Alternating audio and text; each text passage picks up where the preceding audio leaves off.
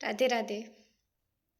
पता है आज हम जो अपने आसपास में जो पशु पक्षी जानवर दिखते हैं, कभी ना हमने भी इन योनियों में जन्म लिया था और इन सारे दुखों को भोगा था। उसके बाद में हमें ये मनुष्य जीवन मिला है। सोचो कितना, कहते हैं कि 84 लाख योनियों के बाद में हमें ये मनुष्य जन्म मिलता है। तो सोचो ये कितना कीमती है। और हम जो अभी कर रहे हैं, एक बार सोचना, हम जो कर रहे हैं इससे कहीं व्यर्थ तो नहीं जा रहा हमारा समय। कहते हैं कि बाकी सभी भोग योनियाँ होती है, उसमें सिर्फ भोग भोगने के लिए, हमारे कर्मों के फल भोगने के लिए हमें जन्म मिलता है। लेकिन मनुष्य जन्म एक ऐसा है जिसमें फल भी भोगता है और वो कर्म भी करता है। मुक्ति की चाबी सिर्फ मनुष्य योनि में ही मिलती, हमें हमारे पास में होती है। हम चाहे तो खुद को मुक्त करा सकते हैं।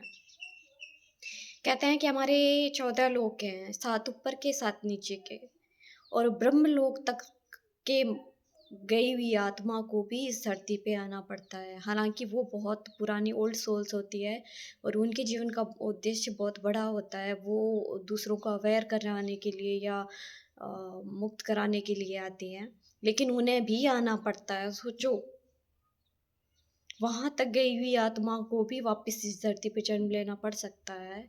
तो मुक्ति इतनी कितनी महंगी है, कह सकते हैं हम। मुक्ति आसान नहीं है। लेकिन अगर हमें ये 84 लाख योनियाँ भोगने के बाद में अगर ये मनुष्य जन्म मिला है तो हम इसे व्यर्थ ऐसे ही गंवा रहे हैं।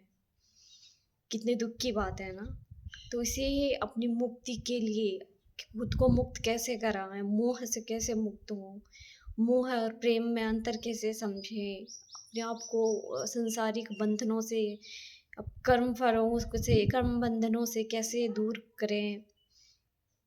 तो इस बारे में हमें जानना चाहिए। हमें कि पता नहीं कितना समय हमारे पास में और हम कब तक हैं इस दुनिया में। तो जितना जल्दी हो सके अपने आप को जागरूक करें और अपनी मुक्ति के लिए खुद को आगे बढ़ें।